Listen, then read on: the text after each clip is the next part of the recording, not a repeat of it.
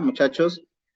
Este, a ver, vamos a tocar un tema bastante álgido, en realidad, bastante extenso. Yo he tratado de hacerlo lo más puntual posible, porque de hecho son varias infecciones, la mayoría virales, algunas con mayor o menor repercusión en el embarazo, algunas con alguna repercusión en el término del embarazo, pero la gran mayoría de estas son infecciones que afectan en la primera mitad o en el primer trimestre, y estas son las que tienen repercusión en la vida fetal.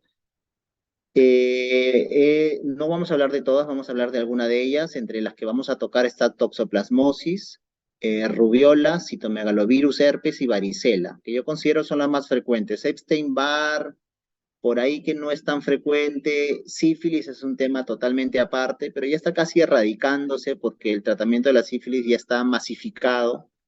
Pero quizás es las enfermedades que más que deberíamos llevarnos conceptos importantes es de la toxoplasmosis y, y el citomegalovirus. Yo creo que esas dentro del TORCH son las más importantes.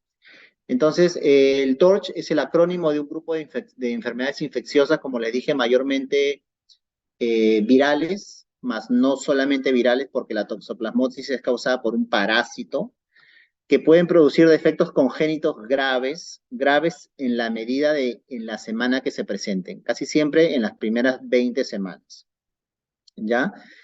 Muchas de estas infecciones lamentablemente comparten la presentación. Muchas de estas anomalías que provocan el feto están presentes en todas, en muchas de ellas. Por ende, alguna anomalía como por ejemplo microstalmia, microcefalia, que son patologías que son fácilmente detectables a nivel ecográfico, no necesariamente nos van a orientar a un diagnóstico específico, pero sí, sí a la búsqueda de enfermedades infecciosas que están dentro de este acrónimo del TORCH.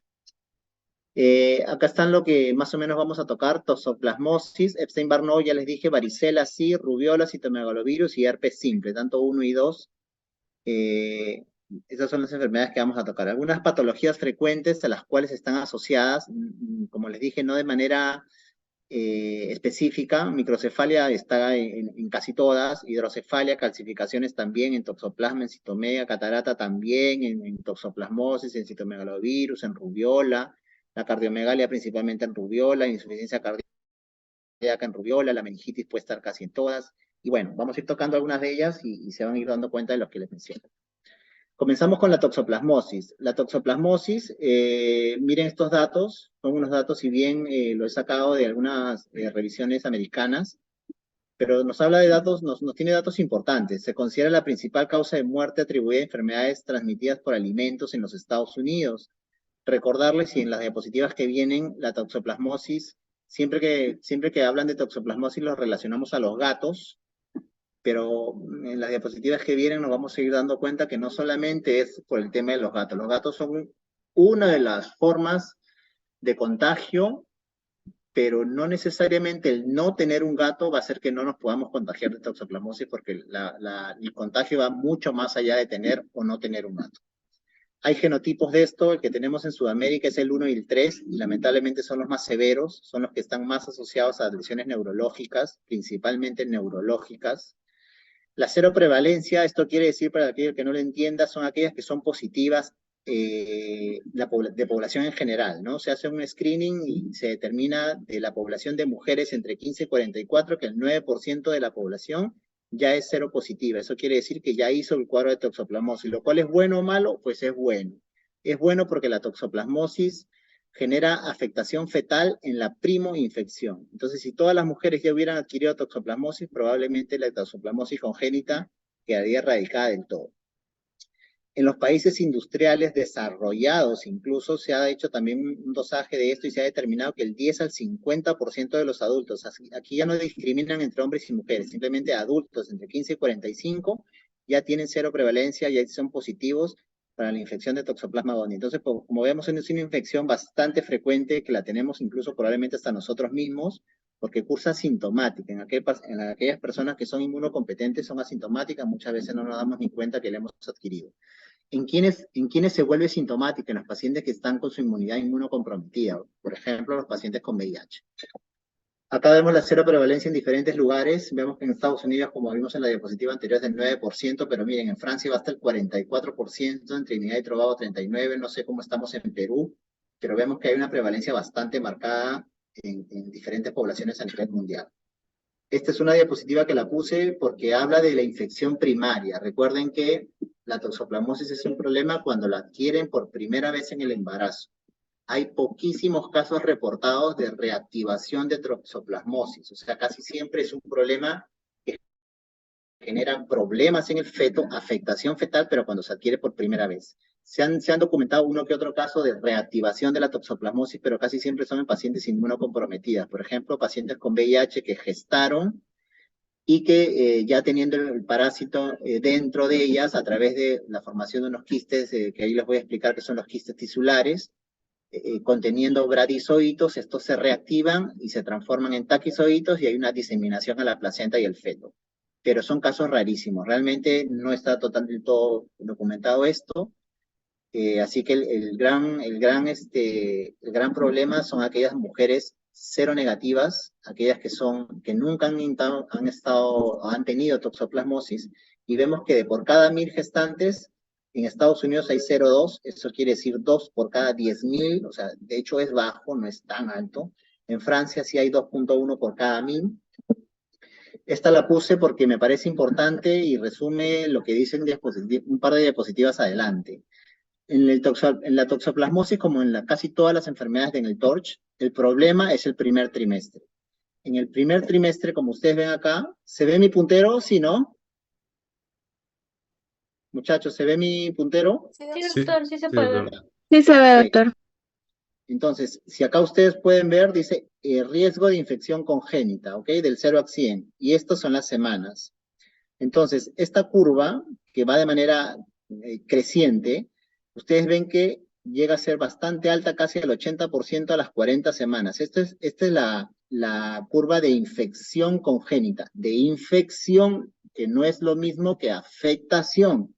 Yo puedo estar infectado, pero no puedo estar afectado, ¿ok? Entendamos ese concepto. Entonces, en la toxoplasmosis, las primeras semanas de embarazo, la infección no es muy alta, pero conforme avanzan las semanas, la infección va aumentando. Entonces, primer concepto, pocas semanas, poca infección. Muchas semanas, entendiendo muchas como 30, 35, 40, más infección. Y aquí viene lo inverso, la afectación fetal. Acá dice riesgo de aparición de signos clínicos a los 3 años, incluso de transmisión fetal. O sea, ¿qué tanto se afectan los bebés? Y ustedes ven que aquí, a pocas semanas, miren cuánto se afecta el bebé. Conforme avanzan las semanas, la afectación va disminuyendo a prácticamente llegar a casi cero al término del embarazo. Entonces, saber que la toxoplasmosis se transmite de acuerdo al trimestre. En el primer trimestre poco, en el tercer trimestre se transmite mucho, pero en el primer trimestre que se transmite poco, se afecta de manera importante el bebé. Y en el tercer trimestre que se transmite mucho, se afecta poco el bebé. ¿Ok? Acá más adelante se lo voy a poner y va a estar más claro. Entonces, ¿qué es? Es un protozoario unicelular. Básicamente, no les voy a leer esto, ya ustedes lo van a leer con calma, pero se los voy a explicar en resumen. El problema en la toxoplasmosis en realidad sí podrían ser los gatos, porque los gatos son el hospedador definitivo. En los gatos es donde se da realmente la replicación sexual de este protozoario, de este protozoo, de este parásito.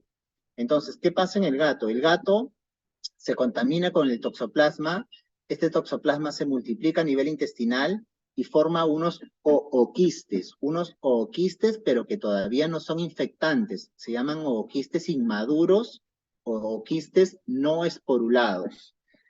Estos ooquistes no esporulados son excretados por las heces del feto, acá más o menos vayan leyendo mientras lo hablo, en las heces del feto, en las heces del gato, y estos ooquistes inmaduros, no esporulados, al paso de los días, más o menos reportan 4 o 5 días, estos ooquistes maduran, se esporulan y forman esporozoitos. Entonces pasan de ser quistes inmaduros no esporulados a ser quistes maduros esporulados, infectantes. ¿Cuál es el problema de esto? Que estos quistes pueden vivir mucho tiempo en el agua, como pueden vivir mucho tiempo en el suelo. Miren, en el suelo se reporta que hasta 1 año y medio podrían estar y en el agua hasta 4 años y medio.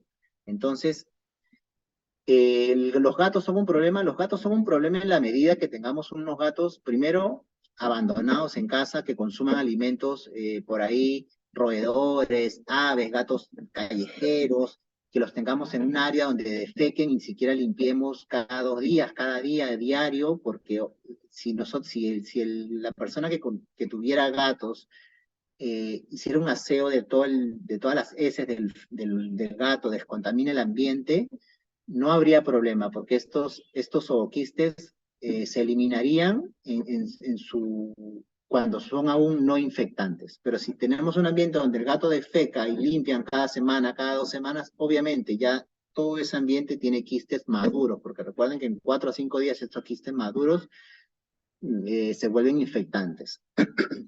Entonces, ¿qué pasa? Estos quistes maduros se van por el agua, se van por la tierra, esta agua contamina los vegetales, estos vegetales son consumidos por roedores, por aves, y ahí viene el círculo. Estos roedores y vegetales consumen estos zooquistes, estos son los zooquistes, estos zooquistes se rompen en el tubo digestivo de estos animales y invaden a estos animales. Estos zooquistes contienen bradizoitos. Estos bradizoitos se diferencian en taquizoitos una vez que atraviesan el intestino, y estos taquizoitos, que es su versión de diseminación, podríamos decirlo, invaden casi todas las células del cuerpo de estos animales, de estos hospedadores intermediarios. Y cuando ya estos hospedadores intermediarios, su sistema inmune los defiende, genera una reacción inflamatoria, una reacción inmunológica que encapsula al parásito. Lo encapsula formando un quiste, y este quiste casi siempre está a nivel de las vísceras, a nivel del músculo, del hígado, del cerebro. Y en forma ya no de taquizoito, que era su forma invasora, por llamarlo de alguna manera, sino que ya se forman estos quistes en su forma de latencia, que se llaman bradizoitos. Entonces, estos quistes que contienen bradizoitos se le llaman quistes tisulares, y son los que están en las vísceras y en el músculo de estos animales, que cuando viene el gato los consume y de nuevo se vuelve a infectar. Y es un círculo, entonces, así. ¿Qué pasa? Que esto es lo que normalmente ocurre, lo que debería ocurrir de manera normal. En el gato, muy aparte de que cuando el gato consume estos animales, por ende, consume este quiste tisular que contiene bradizoitos, estos bradizoitos se transforman en el intestino en taquizoitos, y aquí sí hay dos caminos en el gato, porque hay una diferenciación sexual del parásito en el gato exclusivamente. En realidad, en la familia de los felinos hay una diferenciación sexual, y aquí el gato es el único que puede formar ooquistes. En los otros animales no se forma porque no se da la fase sexual. En los otros animales, en los roedores, en las aves, se da la forma asexual. Solamente es taquizoito y se transforma a bradizoito y se queda en latencia en el cuerpo de estos animales. En cambio acá, este gato consume estos animales, se liberan los bradizoitos, y los bradizoitos, unos se transforman en taquizoitos y otros se transforman en gametocitos. Estos gametocitos van a formar ooquistes, y estos ooquistes los va a liberar por las heces. Y así se cierra el círculo. Entonces, ¿qué pasa en el ser humano? En el ser humano, como es un hospedador accidental, consume alimentos que están contaminados con las heces del gato, o sea, con los ooquistes maduros infectantes, y consume también alimentos como carnes, porque así como el ser humano puede consumir agua contaminada o vegetales contaminados, el ganado, la carne, el cerdo, diferentes animales mamíferos que consume el humano pueden también consumir estos ooquistes, y también formar estos quistes tisulares, al igual que ocurría en las aves, en los ratones, puede ocurrir pues en un cerdo, en una vaca, y estos animales luego van a ser consumidos por el ser humano. Entonces, al ser estos quistes tisulares están, por ejemplo, en los músculos de estos animales y ser consumidos por nosotros, nosotros nos vamos a ver invadidos por por el consumo de estos quistes que contienen bradizoiditos. Igual va a pasar lo mismo. Los consumimos, estos bradizoiditos se liberan en nuestro intestino, invaden nuestra mucosa intestinal, se transforman a taquizoiditos y nos invaden. Y si por ahí está gestando, invade la placenta. Si no está gestando, nuestro sistema inmune nos defiende, encapsula al parásito y forma un quiste tisular y lo tenemos ahí de forma latente en nuestro músculo, en nuestro hígado, en nuestro cerebro, en nuestros ojos. Y se podría reactivar si por alguna razón nos deprimimos, nos da alguna enfermedad que nos baja las defensas, y pues se genera una reactivación de la toxoplasmosis. Pero por lo general las personas inmunocompetentes pues quedan ahí en forma de latencia. Entonces, saber que la primera causa por la cual el ser humano se infecta de estos quistes, de este parásito, es porque consume carne poco cocida que contienen quistes tisulares, que ya les dije que tienen bradizoiditos. Y la segunda forma es porque consumen alimentos contaminados con agua que tenían o quistes, o con vegetales que también tenían o quistes, que son la segunda fuente de infección. Saber que aquí, cuando uno consume carne, está consumiendo quistes tisulares con bradizoitos, y cuando uno consume agua, está consumiendo quistes maduros esporulados. Recuerden que el agua y los vegetales está contaminado con las heces del gato, y en las heces del gato habían quistes maduros esporulados que contienen esporozoitos. Ya lo leerán con calma y lo podrán entender, si no, todavía no me sigue mucho la corriente. Entonces, ¿los gatos domésticos se considera un factor de riesgo? Sí, en la medida de que no tengamos aseo, cuidado con las deposiciones o el área donde vive el gato realmente. Y obviamente que lo dejemos salir, sea un gato callejero, que esté atrapando roedores y ese tipo de cosas. Pero si es un gato en el cual lo tenemos en casa, vacunado, un gato con buenos hábitos de aseo, tenemos bastante higiene con sus espacios libres, pues no tendría por qué ser un problema. Porque estos eliminan quistes inmaduros, le digo. Y para que se maduren es porque somos dejados y hemos dejado que las heces ahí estén 4 o 5 días para que estos quistes se pasen a su estado de madurez despoblada, ¿no? El tiempo de incubación de este parásito es amplio, va entre 5 a 23 días, y como les dije, casi siempre la toxoplasmosis es asintomática en los pacientes inmunocompetentes. En cuanto a la transmisión vertical, ¿qué ocurre? La transmisión vertical es la transmisión de la mamá al bebé, ¿ok? Se produce a través de la placenta en el brote agudo. O sea, consumí el parásito, consumí bradizoitos, se transformaron en taquizoitos, entraron a mi intestino, se fueron por vía hematógena y llegaron a la placenta, ¿ok? Ello ocurre cuando la mamá adquiere la primoinfección, como mencioné, la primoinfección, y mucho más raramente en la toxoplasmosis latente por una reactivación, mucho más raro. Está un poco densa esta diapositiva, pero tiene en realidad varios datos importantes. Veíamos que los taquizoidos invaden la placenta, luego entran a la circulación fetal y generan una septicemia, una invasión fetal del feto, siendo redundante, invaden principalmente la retina, el cerebro, el tejido muscular, corazón, hígado, vaso, pulmón, prácticamente invaden todo el feto. Habíamos dicho que la toxoplasmosis se transmite, no afecta, se transmite de acuerdo a la edad gestacional, y acá lo vemos en el primer trimestre 14%, en el segundo trimestre 29%, y en el tercer trimestre 59%. Ven cómo va creciendo de acuerdo al trimestre. En general, las infecciones tempranas más severas, infecciones tempranas, estamos hablando del primer trimestre, más severas pero menos frecuentes. Por tanto, el 85% de los lactantes vivos con infección congénita parecen normales al nacimiento. ¿Esto qué quiere decir? Que toda aquella gestante que adquiere el parásito en el primer trimestre, de hecho son las pacientes donde posiblemente encontremos neonatos con síntomas, o sea, los sintomáticos, los neonatos sintomáticos. Y el 85% de los infectados, pero no afectados, van a ser asintomáticos. Las mujeres embarazadas tienen mayor tasa de títulos positivos para toxoplasma, ya obviamente lo entendemos porque son inmunodeprimidas, y obviamente una paciente con toxoplasmosis en el estado de embarazo y encima con VIH, los efectos en el feto son mucho mayores, incluso son causas de abortos y muertes fetales intraútero, retardos mentales, ceguera y epilepsia. ¿Ok? No se transmite por la leche materna, así que no hay problema con eso, pueden dar de lactar.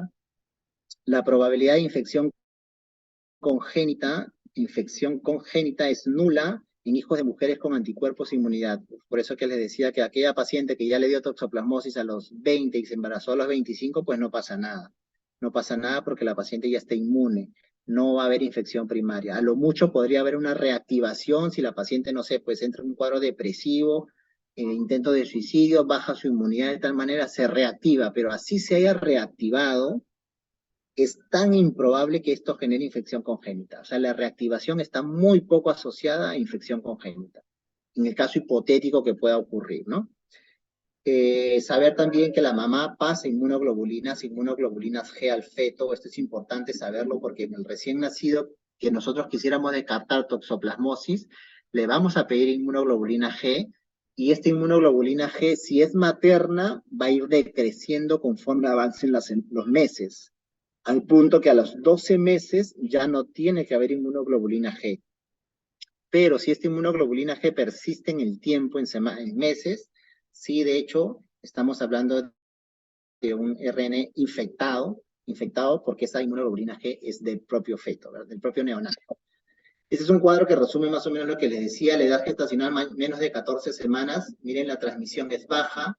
A las 14, 28 semanas llega hasta 55%, y más de 28 semanas llega hasta el 80%, realmente alta. Pero la afectación a menos de 14 semanas es el 60%, a las 14, 28 baja al 25%, y más de 28 baja al 15%. ¿Y qué afectación produce? Principalmente en el toxoplasma, hay que acordarnos, sistema nervioso y ojos. Más nada, sistema nervioso central y a nivel ocular. Y estas van a ser graves entre las 14 y 28 semanas, sobre todo las infecciones oculares, y no, por lo general no son tan graves, y pasadas las 28 semanas, cuando ocurren, porque ocurren muy poco realmente, podrían ser las lesiones oculares, pero no son tan graves. El cuadro clínico, bueno, ya les dije, en un inmunocompetente es asintomática casi en el 100% de los casos. ¿Podría presentar alguna clínica? Sí, casi siempre pacientes inmunodeprimidas, por ejemplo con las de VIH. En los fetos va a causar abortos, lesiones cerebrales y lesiones oculares, como yo les dije, en el primer trimestre incluso abortos, y ya cuando el feto nace, podemos darnos cuenta de hay lesiones cerebrales, lesiones oculares, que también pueden ser diagnosticadas, al menos las lesiones cerebrales, intraútero. En el neonato, como les dije, la mayoría de los niños, ahí para que lo logren entender, acá vamos a hablar de los infectados, ¿ok? De los infectados, el 85% de los niños son asintomáticos, de los infectados, pero un porcentaje desarrollará, a pesar de que son asintomáticos, o sea, son niños normales, neonatos completamente normales, pero a pesar de que son asintomáticos, se ha visto que un porcentaje importante de ellos a futuro, llámese infancia, adolescencia, podría desarrollar principalmente secuelas visuales, no necesariamente neurológicas, ¿ok? Visuales, aquellos asintomáticos en donde yo diagnostiqué intraútero toxoplasmosis congénita, pero el bebé nació y nació perfecto, yo podría decir, ok, secuelas neurológicas, daño neurológico aparentemente no tiene, pero sí tengo que hacer seguimiento porque posiblemente en el transcurso de la infancia presente alguna alteración principalmente visual. Y el otro, las infecciones sintomáticas, el 15% restante. Recuerden, 85 asintomáticos y los sintomáticos son el 15%. Van a prevenir, obviamente, si son sintomáticos, ya sabemos que van a prevenir del primer trimestre, o acá lo ponemos como antes 24 semanas, pero ya sabemos que principalmente 14 semanas para abajo son los que sí o sí van a dar clínica neurológica y visual. Pero también hay que saber, y como lo dice el cuadro anterior, las alteraciones visuales oculares no son exclusivas del primer trimestre, sino que también podrían estar más allá de las 28 semanas, como ven acá, lesiones oculares, pero estas no son tan graves, ¿ok? Por eso que acá lo repito, excepto la afección ocular que también podría ocurrir en infecciones adquiridas en el tercer trimestre. ¿Y qué quiere decir un niño, un neonato sintomático? Ya, doctor, ¿y a qué le llama sintomático? ¿Qué es lo que yo voy a ver?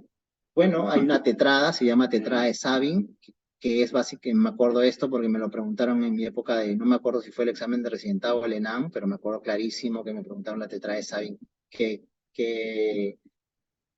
alteraciones estaban dentro de ella, y esta es hidrocefalia, calcificaciones intracraneales, corioretinitis y convulsiones. Son típicos hallazgos no patognomónicos, porque la hidrocefalia también está en otras afecciones virales, las calcificaciones también están en otras, como el citomegalovirus, la corioretinitis también, el citomegalovirus en la rubiola, las convulsiones va a depender de la hidrocefalia, básicamente.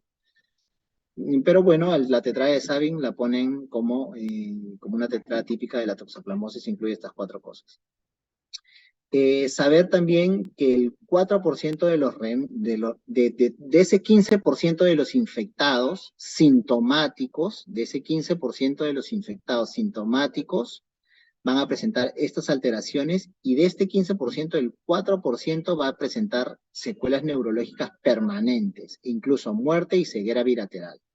¿Okay? O sea, no todos los 15% van a presentar secuelas permanentes, solo el 4% de este 15% va a presentar muerte, secuelas neurológicas y ceguera bilateral. Síntomas mucho menos inespecíficos, exantema, ictericia, hepatosplenomegalia, anemia, trombocitopenia, que eso básicamente tienen muchas infecciones como síntomas, como signos y síntomas no patognomónicos, ¿no? Este es otro cuadrito que les pongo básicamente para que vean que la toxoplasmosis es una afectación neurológica y una afectación ocular. Y acá vemos cómo la afectación neurológica es decreciente en base a la edad gestacional. Acá vemos lesión intracraneal, vemos que al comienzo era alta, y luego avanzamos en semanas y vemos que va siendo bastante baja. Por eso es que una infección adquirida en el segundo, en el tercer trimestre, prácticamente es muy poco probable que se presente. A diferencia de las lesiones oculares, que dijimos que las lesiones oculares pueden estar altas incluso en el primer trimestre, pero también hay cierta meseta, podríamos verlas en el segundo y en el tercer trimestre. Y que también les dije que en los pacientes asintomáticos hay que hacer seguimiento, porque esos asintomáticos a futuro, en la adolescencia, en la juventud temprana, podrían hacer problemas de oculares, básicamente ceguera, ¿no? Y acá lo vemos, que no tiene esta caída tan marcada como las afectaciones neurológicas. En cambio, las afectaciones oculares es como una meseta, ¿no? De todas maneras, hay un descenso, pero no es tan marcado. Y los asintomáticos, como ya les dije, el 85%, y que hay que hacer seguimiento porque podrían a futuro evidenciarse corioretinitis. Bueno, en cuanto al diagnóstico, el diagnóstico en realidad, acá lo he puesto de esta manera. Pero no es muy complicado, se hace a través de serología. La serología son las inmunoglobulinas, IgM, IgG. Saber que la inmunoglobulina M, la IgM, aparece la primera semana después de la infección y empieza a descender a las 8 semanas. La IgG aparece a las 2 semanas y empieza a descender también a las 8 semanas. La diferencia de la IgM es que podría demorarse meses, incluso hasta un año, en negativizar. Y esto es importante y más adelante lo van a entender. ¿Por qué?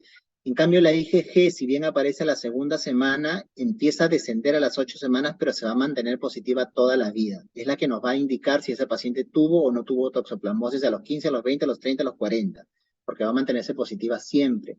En cambio, la IgM va a aparecer, va a empezar a descender a las 8 semanas, pero va a hacerse negativa en un tiempo variable que puede ser incluso hasta un año. No está determinado que se haga cribado universal, no es un examen de manera rutinaria, más sí se hace si es que principalmente tengo un hallazgo ecográfico de sospecha o tengo una fuerte infección de que alguna paciente tenga la infección de toxoplasmosis. No sé, pues tengo una hermana que le dio toxoplasmosis, la han diagnosticado, yo estoy gestando, tengo pocas semanas y duermo en el mismo cuarto. Bueno, podría ser. Podría ser, consumimos los mismos alimentos, podría ser, come ensaladas, yo también como ensaladas, ok, consumimos la misma carne, podría ser, o sea, alguna situación que lo amerite, o principalmente un hallazgo ecográfico. ¿Qué hallazgo ecográfico? Microcefalia, microftalmia, calcificaciones principalmente. Entonces, ¿cómo lo interpretamos? Una IgG positiva y una IgG negativa, ¿qué nos dice? Que el paciente es inmune, que el paciente ha tenido toxoplasmosis. Yo no sé cuándo, pero lo ha tenido. Y probablemente la infección haya sido pregestacional. Pregestacional, recuerden, porque si esta es negativa, les dije que la IgG empieza a negativizar desde las 8 semanas. Puede haberse, o incluso hasta un año después. Entonces, si demora en negativizar un año, podríamos entender que esta paciente la ha tenido hace bastante tiempo. Así que, no obstante, pero acá hay un hallazgo importante, no obstante, si la causa de la serología es un hallazgo ecográfico, si es un hallazgo ecográfico, llámese, encontré calcificaciones, le hice IgG, le hice IgM, la IgG es positiva y la IgM es negativa, ahí sí tengo un problema y va a ser depende de las semanas, porque si yo tengo, por ejemplo, una gestante que tiene 6 meses de embarazo, 6 meses de embarazo, y me sale IgG positiva y IgM negativa, esta IgM puede haberse negativizado hace 2 meses, hace 3 meses, cuando ella tenía 2, 3 meses de embarazo, ¿me entienden? O sea, si yo hago este screening al tercer trimestre, me va a quedar la duda todavía si es que esta paciente hizo la infección en el primer trimestre. Entonces nos quedamos un poco en el aire. Otra forma que podría pasar es que nos salga la IgG positiva y la IgM positiva. Ok, ahí sí estamos bien, está positivo ambas, la IgM está positiva, pero recuerden aquí, la IgM positiva puede mantenerse positiva hasta un año, persistir por más de un año. Por ende, un embarazo no dura un año. Entonces, puede ser que ella lo haya adquirido antes del embarazo y esté positiva porque todavía está dentro de ese año, pero ya lo adquirió antes del embarazo, por ende no me va a causar ninguna afectación en mi bebé. Como yo sé, pido la avidez de la IgG, ¿ya? Entonces, la avidez de la IgG nos va a servir para interpretar si esto es agudo o es crónico. Básicamente, si ocurre en menos de 12 semanas o en más de 12 semanas.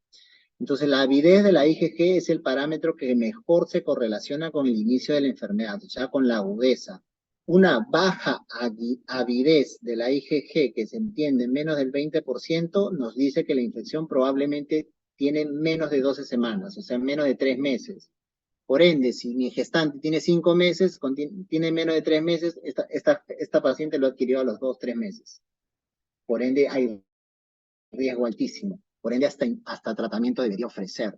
Por ende, hasta amniocentesis debería hacer para diagnosticar al feto.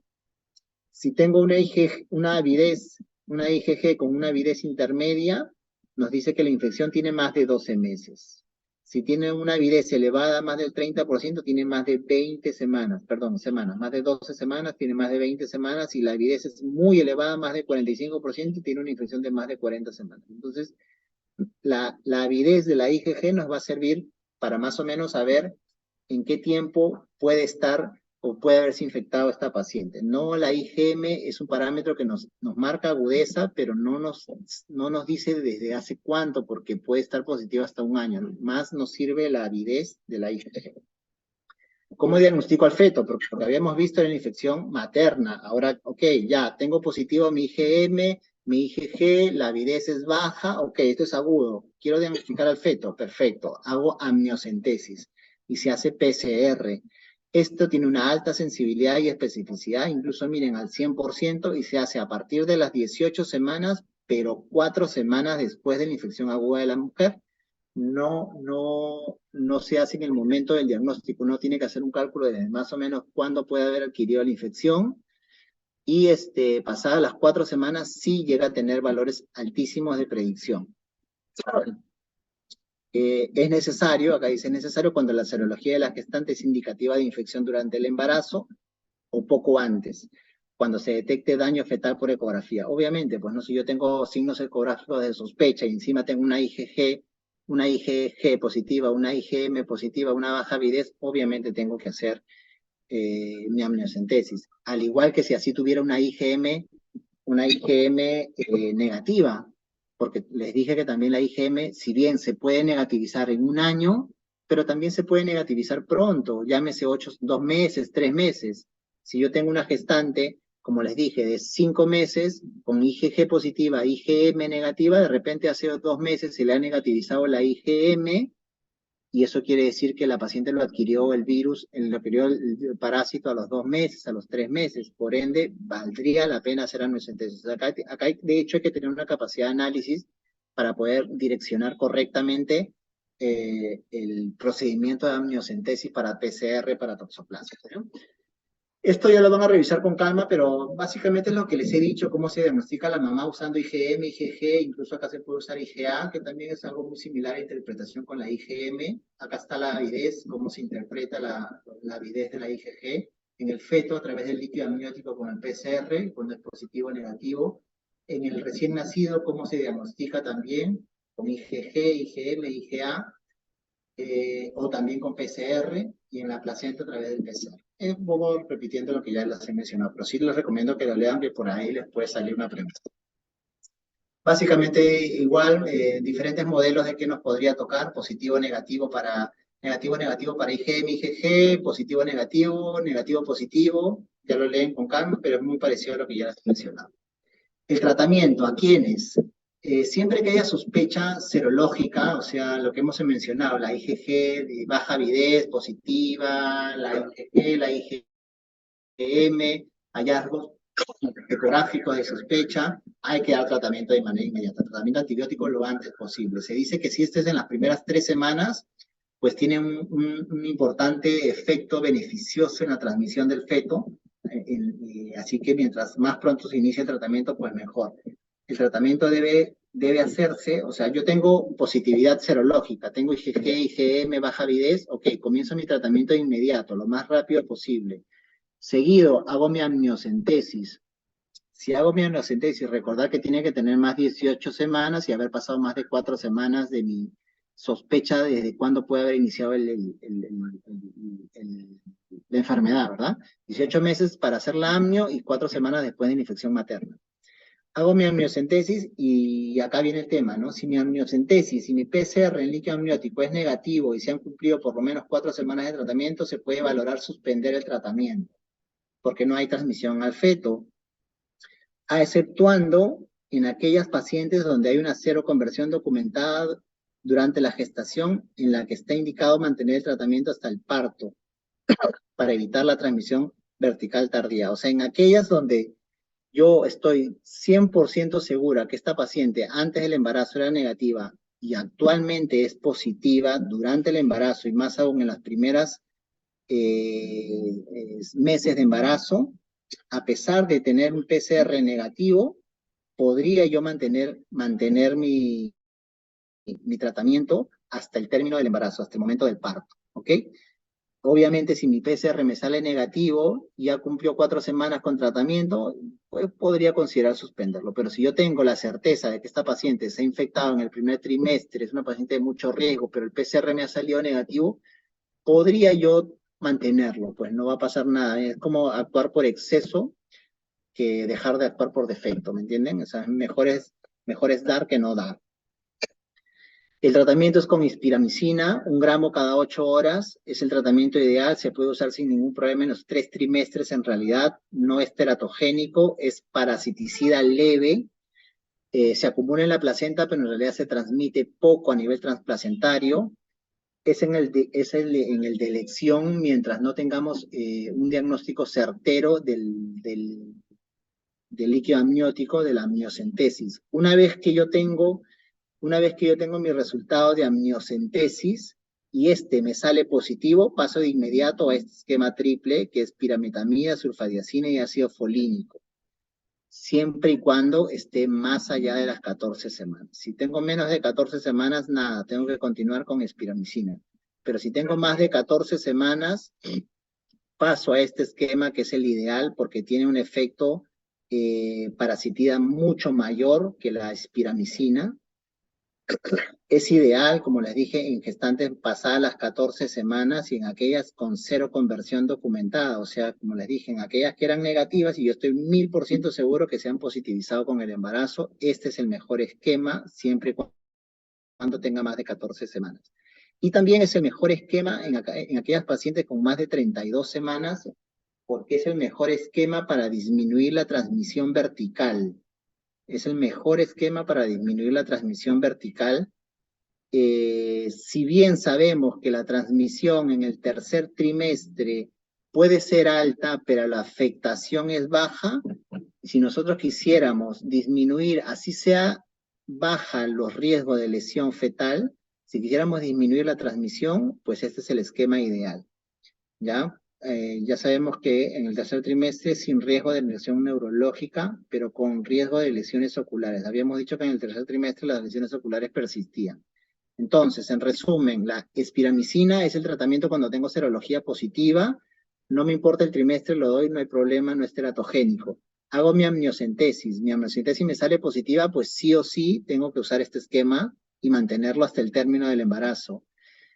Por A o por B, no hago amniocentesis porque la paciente se niega, no sé, no quiere, pues continúo con espiramicina hasta el momento del parto.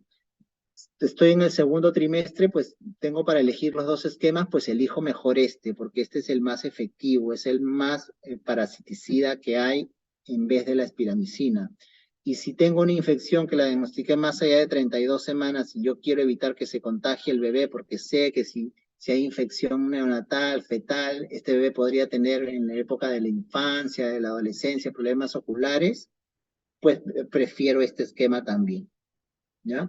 Mantener hasta el resultado, dice, de la amniocentesis, y en caso de amniocentesis negativa, ok, doy mi espiramicina, le hago mi amniocentesis. Acá salió positivo, le daba mi amniocentesis sale negativa, paso a espiramicina, excepto, como les dije, en infecciones maternas tardías, más de 32 semanas donde continúo con este esquema, ¿ya? Ahí lo van a leer con detenimiento, pero básicamente estos son los dos esquemas, solamente quédense con la idea de que esto lo maneja netamente el infectólogo, los otros ginecólogos en realidad no lo solemos indicar, esto es un manejo netamente del infectólogo, pero es bueno conocerlo. Hay dos esquemas, la espiramicina que se puede usar libremente, la pirametamida, sulfadiacina y ácido folínico a partir de las 14 semanas, es el mejor esquema para evitar transmisión vertical en el tercer trimestre. Es el mejor esquema cuando tenemos amniocentesis positiva, o sea, ya infección fetal, de no poder darse por X razón, o en todo caso, al tener la amniocentesis negativa, podría ser continuar con la espiramicina hasta el momento del parto. Un poco de resumen de lo que les había mencionado, la seroconversión materna en cualquier trimestre, primero, segundo, tercero, llámese qué implica seroconversión, IgM, IgG positiva y IgG de baja avidez. El tratamiento de arranque apenas tengo esto es espiramicina. Como les dije, espiramicina no importa el trimestre, lo antes posible, lo ideal es antes de 3 semanas para que el efecto sea lo más rápido posible. A su vez, de inmediato hago amniocentesis, saber que más allá de 18 semanas de gestación y más allá de 4 semanas post-infección materna, y si que esta me sale positivo, el PCR para toxoplasma positivo, cambio al otro esquema, pirimetamida, sulfadiacina y ácido folínico. Hago, obviamente, acá hay un riesgo alto de afectación, recuerden que el feto ya está afecto y podría afectarse neurológicamente, visualmente, así que hay que hacer un seguimiento, una ecografía mensual, una neurosonografía e incluso una resonancia magnética a las 30-32 semanas. Si la amniocentesis, el PCR me sale negativo, pues regreso, mantengo la espiromicina, porque recuerden que empezamos con espiromicina, le hicimos la amnio, nos salió positivo, cambiamos este esquema, nos sale negativo, pues una de las opciones es o suspendo, o continúo con la espiramicina, pues daño no le va a hacer y hago una ecografía mensual.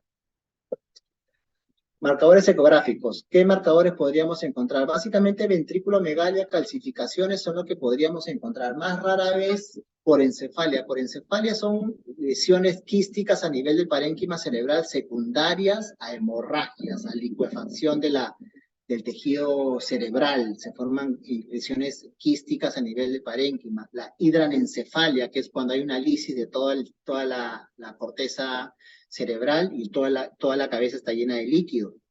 Podríamos encontrar microcefalia también, eso se puede medir, se puede determinar a través de las desviaciones estándares o percentiles. La citis es totalmente detectable por ecografía. El hidrox, la hepatomegalia también, hay tablas para medir el hígado del feto. La esplenomegalia no es muy fácil, no es tan sencillo realmente. Las calcificaciones intrahepáticas podrían verse. El engrosamiento placentario cuando es más de 4 centímetros, o sea, la placentitis, también es un signo de sospecha, no solo para el toxoplasma, sino para varias infecciones por ejemplo del torcho. Acá vemos, por ejemplo, este es el ventrículo lateral, esto se llama atrio posterior del ventrículo lateral, lo vemos grande, normalmente grande cuando mide más de 10 milímetros. Acá hay una placenta grande, miren el feto, miren este hidrópico, este es ascitis, y miren la placenta gigante, miren el fetito se ve chiquito y la placenta enorme. Este es un bebé completamente hidrópico, para llamar hidrops a un feto basta que tenga dos cavidades de líquido. Acá vemos edema en el tejido celular subcutáneo, básicamente en el cuero cabelludo, vemos ascitis y vemos derrame pleural o hidrotórax, ¿no? Y tenemos tres colecciones, tres espacios llenos de líquido, dos o más nos hacen el diagnóstico de hidrops.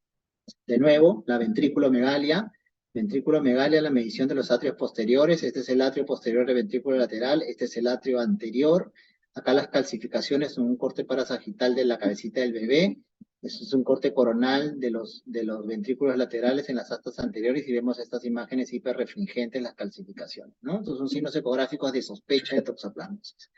Bueno, eso en cuanto a la toxoplasmosis, es la primera de las infecciones. Vamos a hablar ahora de la rubiola. La rubiola vamos a hacerlo rápido realmente porque es una infección que ya está prácticamente erradicada. Recuerden que el esquema de vacunación a nivel mundial ya se vacuna contra la rubiola, es el SPR, sarampión, rubiola, papera.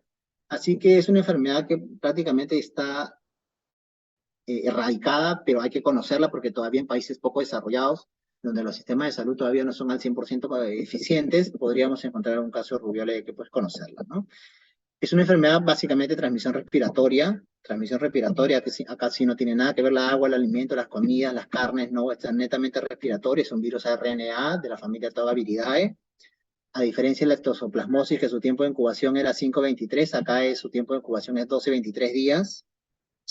Produce un exantema macular leve que suele aparecer en cara, luego migra a tórax, abdomen y podría generar en algunos momentos artritis, y tienen una característica especial que son una linfadenopatía suboccipital, cervical y posauricular, básicamente en el cuello y en la nuca, es típico de la infección por rubiola. En el 50% de los casos es asintomática, por ende en el 50% es sintomática, así que es una enfermedad así como la varicela, bastante sintomática.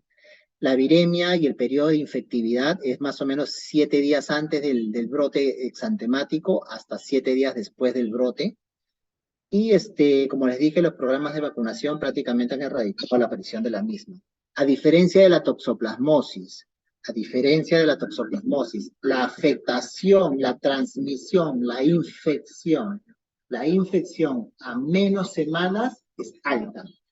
Recuerdan que la toxoplasmosis era a menos semanas, la infección era baja en la toxoplasmosis y conforme avanzaban las semanas, la infección iba aumentando.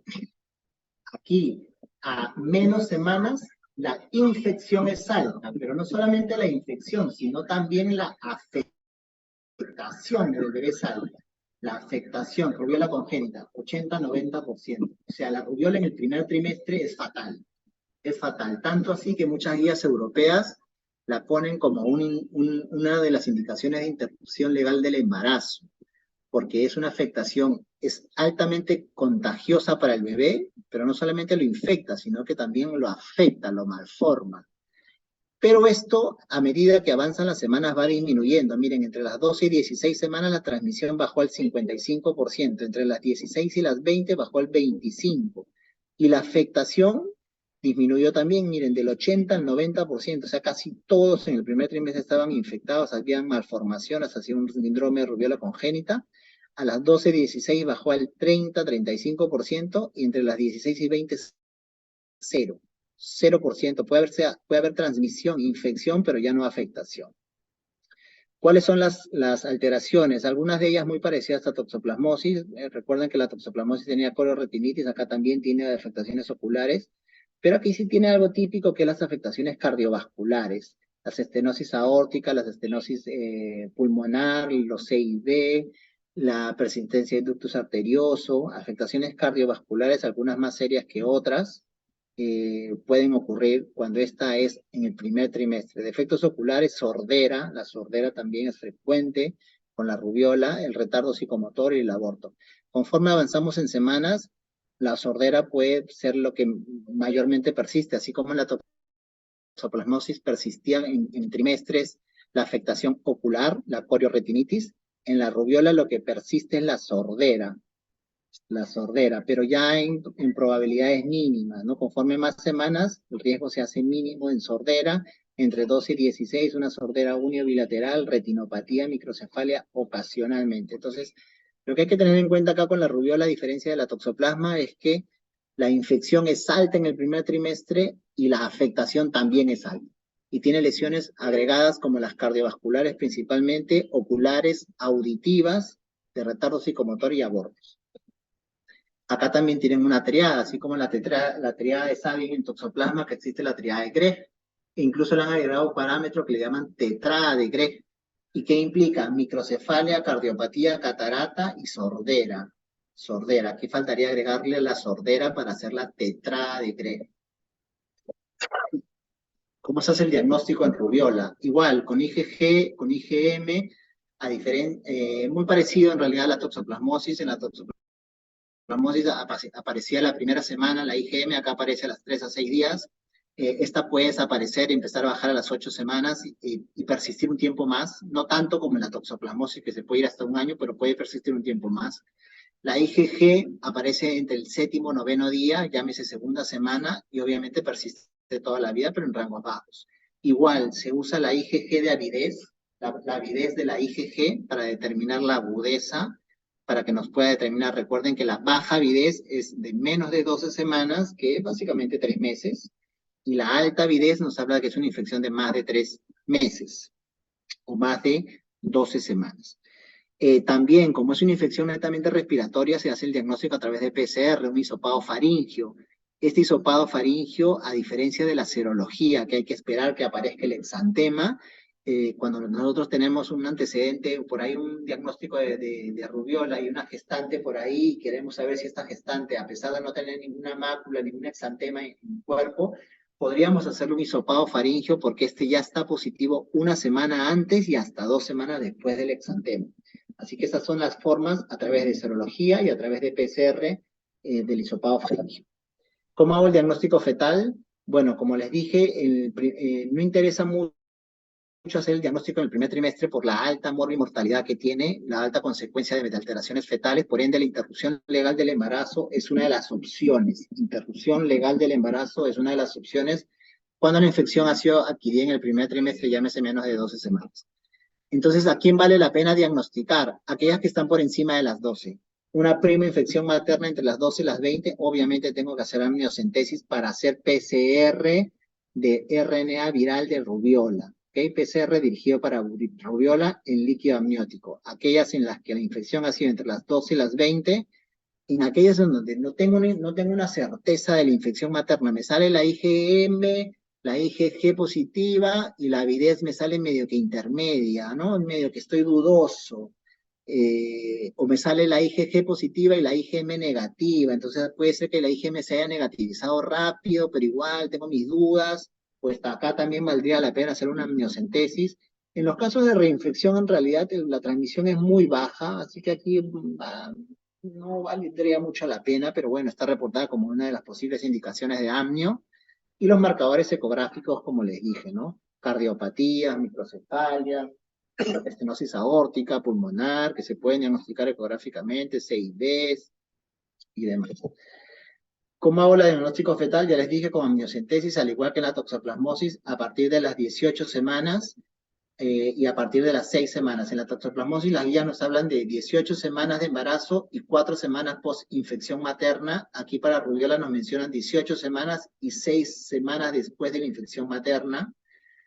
Y bueno, incluso hablan sobre que si hay un resultado negativo de la amnio y tengo una alta sospecha, porque no sé, la hermana, la prima, la tía, alguien está con rubiola, y me ha salido negativa, podría considerarse repetirse la amnio a las 22 semanas.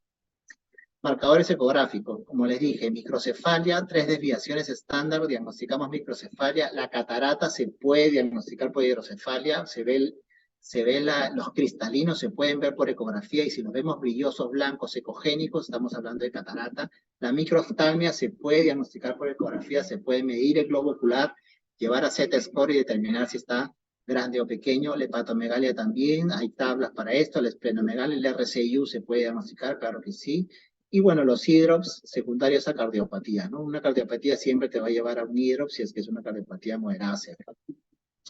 Acá algunos ejemplos de cómo se ve, por ejemplo, esta bolita blanca es el cristalino, esta debería ser transparente como un anillo, acá se ve todo blanco, ecogénico, acá se están midiendo los diámetros de los ojos, este es el diámetro interorbitario, acá están las medidas, esto se lleva a tabla, se pone las semanas, te calcula el percentil, los Z-scores, acá es un feto hidrópico, miren cómo el pulmón está nadando en todo este líquido, acá debe estar metido el pulmón y el corazón, este es un hidrotórax, este es ascitis, igual acá, un hidrotórax, miren el pulmón cómo está nadando en todo este espacio de líquido, ¿no?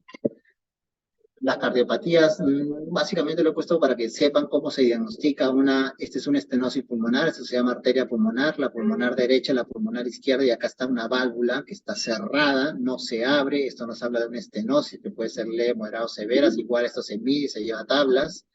Este es el ventrículo izquierdo y acá se ve cómo sale la aorta con una válvula que no abre del todo y nos podría hablar de una estenosis aórtica, igual que acá, una estenosis aórtica, si esto lo medimos y le damos a tablas también. Acá hay una comunicación en el tabique interventricular, que lo podemos ver en color acá, como la sangre del ventrículo derecho se pasa al ventrículo izquierdo a través de este defecto del septo interventricular, ¿no? Esto se llama CIV, comunicación interventricular. Bueno, es un ejemplo ecográfico de lo que se podría crear en una rubiola.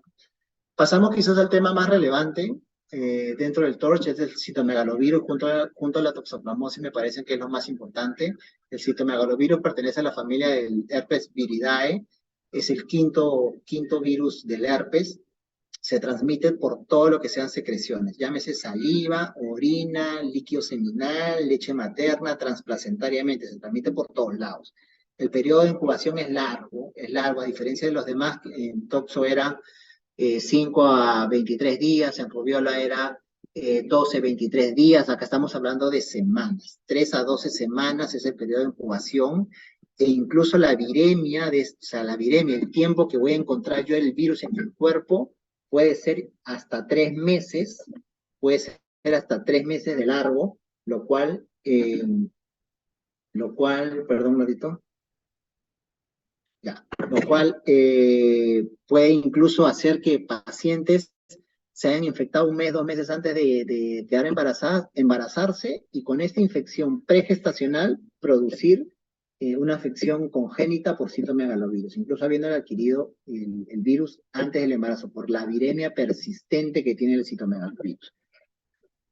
Es la causa más frecuente de infección viral congénita, es la más frecuente, así que de hecho la más importante, y la primera causa hipoacusia y retardo mental adquirido en la infancia. Esto es importante saberlo.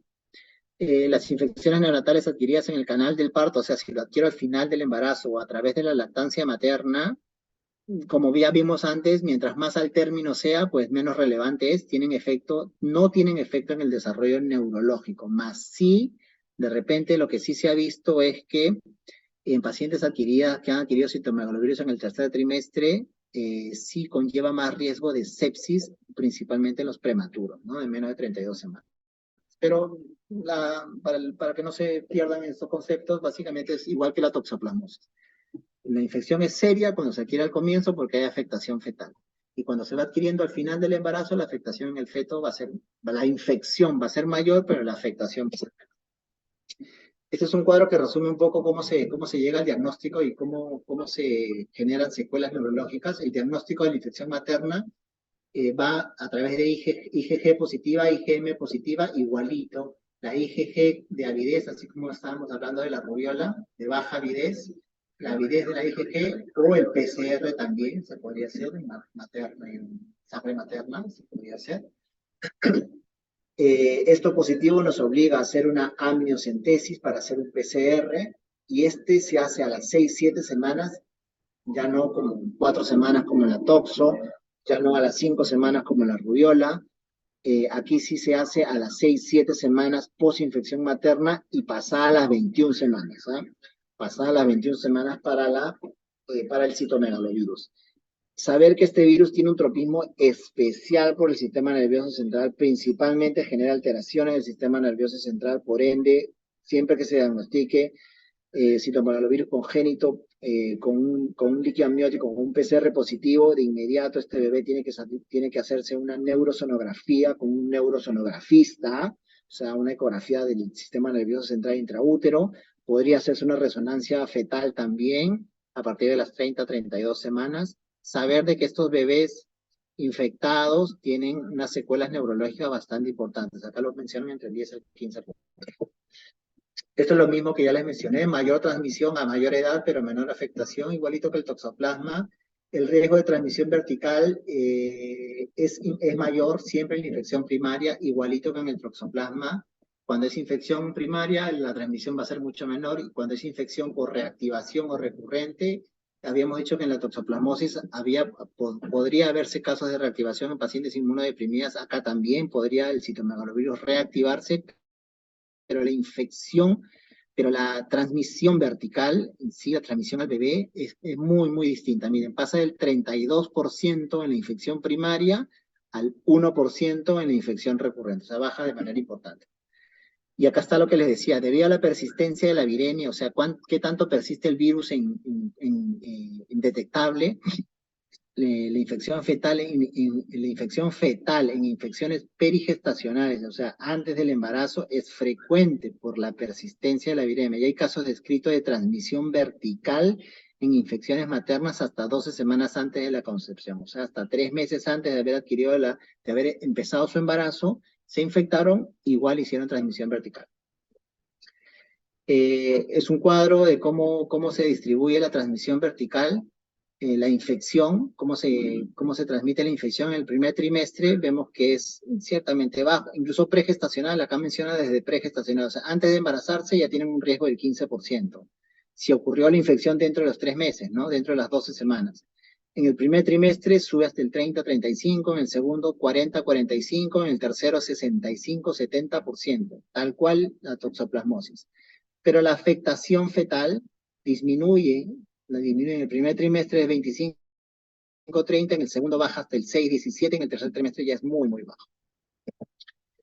Encontré este cuadro que me pareció importante ponerlo de una ponencia de un médico que encontré, es el riesgo de secuelas neurológicas en la infección recuerdan que les dije que el citomegalovirus tiene un tropismo ideal, tiene un tropismo bastante marcado por el sistema nervioso central, y que también les mencioné que la infección primaria se comporta distinto a la infección no primaria, o sea, la recurrente. En la infección primaria, acá informan un 70% de no transmisión, no se va a transmitir en un 70%. En un 30% sí te va a transmitir. De este 30% que se va a transmitir, 90% van a ser asintomáticos y el 10% van a ser sintomáticos. El gran problema está acá. De los sintomáticos, el 60 al 80% va a tener secuelas neurológicas. Va a tener afectación con secuelas serias en el sistema nervioso central. Incluso el 90% de los asintomáticos también tienen secuelas, desarrollan algunas secuelas, pero no en porcentajes tan altos. En la infección materna no primaria, o sea, en aquella que es por reactivación, casi no hay transmisión. Miren, 99 de no transmisión, rarísimamente hay transmisión. Y cuando ocurre transmisión, esta flecha está mal, debería salir de acá, igual que acá. Porque si no hay transmisión, pues no va a haber ni sintomático ni asintomático, simplemente no hay. Esto debería salir de acá. El 10% van a ser sintomáticos, igualito que en este lado, y el 90% van a ser asintomáticos. En el 90% de asintomáticos no tienen ninguna secuela. En las infecciones que no son primarias, ninguna secuela. A diferencia de esta de acá, que en el 90% de asintomáticos de todas maneras había alguna secuela a futuro. Y principalmente secuelas auditivas. A diferencia del toxo, que las secuelas eran visuales por corioretinitis. En los asintomáticos, acá en los asintomáticos a futuro podrían tener, en la infancia, en la pubertad, podrían tener secuelas a nivel de auditivo. Y aquí entonces decíamos que en los casos extremadamente raros que ocurra transmisión, el 90% van a ser asintomáticos con ninguna secuela, y el 10% podría ser sintomático y podría tener alguna secuela. Entonces, habíamos dicho que dentro de la afectación fetal, o sea, ya los fetos infectados, el 10 al 15% de los infectados van a ser sintomáticos y el 85% asintomáticos. La mayoría de los recién nacidos sintomáticos sintomáticos, recuerden, van a ser por afectaciones neurológicas importantes, pero además el 10 al 15% de los asintomáticos pueden presentar secuelas de aparición tardía, o sea, con los años, y sobre todo auditivas, como les dije. El citomegalovirus va con presentaciones, compromisos auditivos cuando ocurren de manera ya tardía, ¿no? En infancia, a diferencia del toxoplasma, que las afectaciones tardías son básicamente visuales. La afectación más grave, obviamente, como siempre es, en el primer trimestre va a tener secuelas neurológicas y auditivas bastante graves, y como les digo, siempre en el primer trimestre. Es tanto así, tan marcado es esto, que actualmente al citomegalovirus se le considera como, sobre todo, una embriopatía, porque va a generar alteraciones neurológicas y auditivas con una alta prevalencia. Estas son las características de una infección congénita. ¿Qué es lo que podríamos encontrar? Algunas de estas podrían ser evidenciales a través de la ecografía, algunas no. En este caso, la hepatoesplenomegalia podría, dependiendo mucho de la destreza del ecografista, el retardo de crecimiento intrauterino, lo podríamos diagnosticar, las microcalcificaciones, las calcificaciones periventriculares, intracerebrales, parenquimales, las microcefalias podríamos detectarlas. La catarata podríamos detectarla, la retinitis, esto no, la trombocitopenia tampoco, una insuficiencia hepática, hepatitis tampoco. Alteraciones cardíacas podríamos ver, un CIA es un diagnóstico postnatal, no podríamos, una estenosis mitral, un falot, sí podríamos ser, pero no es lo típico, un 5%, 10%, lo más típico es que aparezca como un RCIU, con una hepatoesplenomegalia y con calcificaciones y microcefalia. Por ende, los signos a buscar básicamente son microcefalia,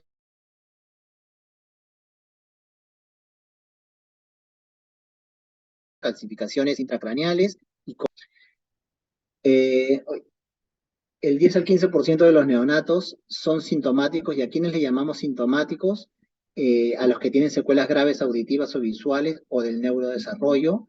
Otras manifestaciones podrían ser que presenten con plaquetopenia, anemia, ictericia, hepatoesplenomegalia, restricción de crecimiento y del sistema nervioso central, como les dije, microcefalia, e incluso convulsiones, hipotonía, letargia, corioretinitis, atrofia óptica, alteraciones de prueba de imágenes. Del 50 a 60% presentarán secuelas, o sea, de estos que son sintomáticos, miren, un 50-60% presentarán secuelas importantes, retardo psicomotor, casi el 90%. O sea, si ya tengo un bebé con citomegalovirus congénito y me sale cuando nace sintomático, o sea, con cualquier clínica de esto de acá, este bebé está frito, por llamarlo de alguna manera. Tiene un retardo psicomotor bastante alto, un déficit auditivo neurosensorial, incluso bilateral, del 65%. Es más, si no está al comienzo, va a estar después, pero va a estar en un buen porcentaje. Y bueno, un déficit visual, ¿no? El 85% van a ser asintomáticos, como les dije. Y casi siempre los asintomáticos, o sea, los infectados asintomáticos, provienen de infecciones pasadas las 14 semanas, porque si fuera de una infección de menos de 14 semanas, hubieran sido sintomáticos. Entonces, al ser infecciones del segundo al tercer trimestre, pues casi siempre son asintomáticos. Pero también hay un porcentaje de pacientes de adquisiciones del citomegalovirus en el primer trimestre que nacen asintomáticos. No necesariamente adquirí en el primer trimestre y sí o sí mi bebé va a nacer con alteraciones neurológicas, visuales, sordera, microcefalia, cardiopatía. No, no necesariamente. Un porcentaje importante, el 70% de estos bebés que adquirieron citomegalovirus en el primer trimestre, van a ser asintomáticos, van a ser también asintomáticos, ¿ok? Entre los infectados en el primer trimestre, y aunque las pruebas, miren bien estos dos puntos, me parecen importantes, por eso los puse, entre los infectados en el primer trimestre, aunque las pruebas de neuroimagen, que incluye incluso resonancia magnética, sean normales, hasta el 17% pueden presentar secuelas leves auditivas de aparición tardía. O sea, si yo adquirí el virus en el primer trimestre, mi bebé es asintomático y encima las pruebas de neuroimagen le hicieron su ecografía transfontanelar, le hicieron su resonancia y no tiene nada, un 17% de probabilidades existen de que mi hijo tenga secuelas auditivas en el transcurso de la infancia. Entre los fetos infectados a partir de las 14 semanas, infectados a partir de las 14 semanas, la gran mayoría no presentará ningún tipo de secuela a largo plazo.